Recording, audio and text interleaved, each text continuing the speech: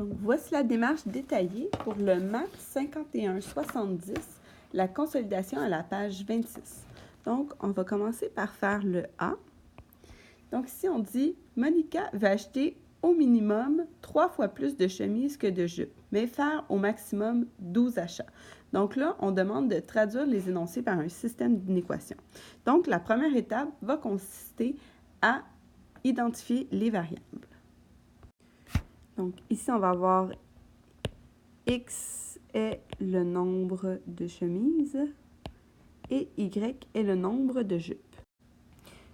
Ensuite, on va faire le système de contraintes. Donc, on va nommer chacune des inéquations. Donc, les premières à toujours nommer, c'est les contraintes de positivité ou les contraintes de non-négativité. Donc, ici, le nombre de jupes comme le nombre de chemises ne peut pas être négatif. Ainsi, on va dire que X doit être plus grand ou égal à 0 et Y doit être plus grand ou égal à 0. Donc, pour chacun des problèmes, quand on est avec des nombres naturels, dans le fond, il faut venir inscrire ces deux contraintes-là. Ensuite, ici, on dit « Monica veut acheter au minimum 3 fois plus de chemises que de jupes. » Donc, la première étape, ça va être d'identifier le signe d'inéquation. Donc, au minimum, donc ça va être est plus grand et ça peut être égal. Donc, va être est plus grand ou égal. 3 fois plus de chemises que de jupes. Donc, comme je vais avoir plus de chemises, ça signifie que le nombre de chemises va être au moins plus grand que 3 fois le nombre de jupes. Ici, comme elle veut faire au maximum 12 achats, donc son nombre d'achats va être plus petit et il peut être égal à 12. Donc, on va se retrouver avec X plus Y est plus petit ou égal à 12.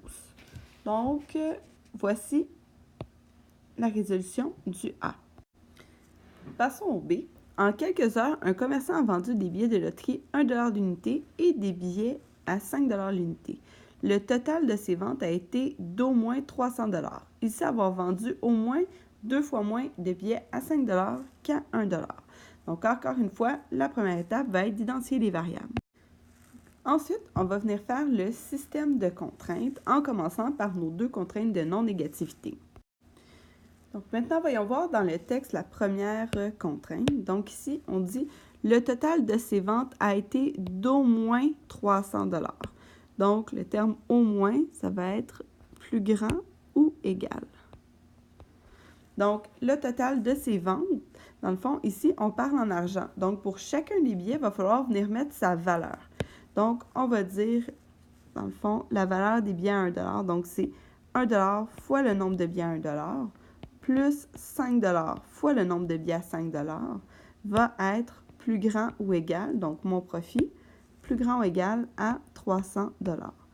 Donc, ici, évidemment, le 1, on peut le mettre ou ne pas le mettre, car quand on ne met rien devant une variable, ça représente 1.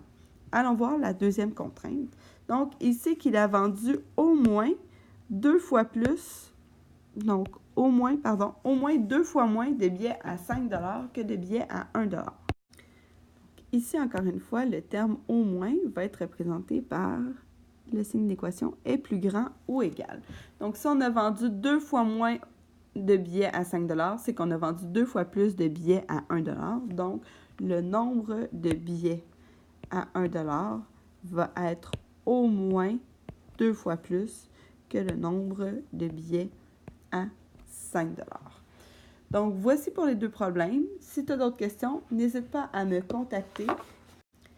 Et pour cette partie, dans le fond, le résumé se trouve à retenir, qui est à la page 20 du cahier d'apprentissage.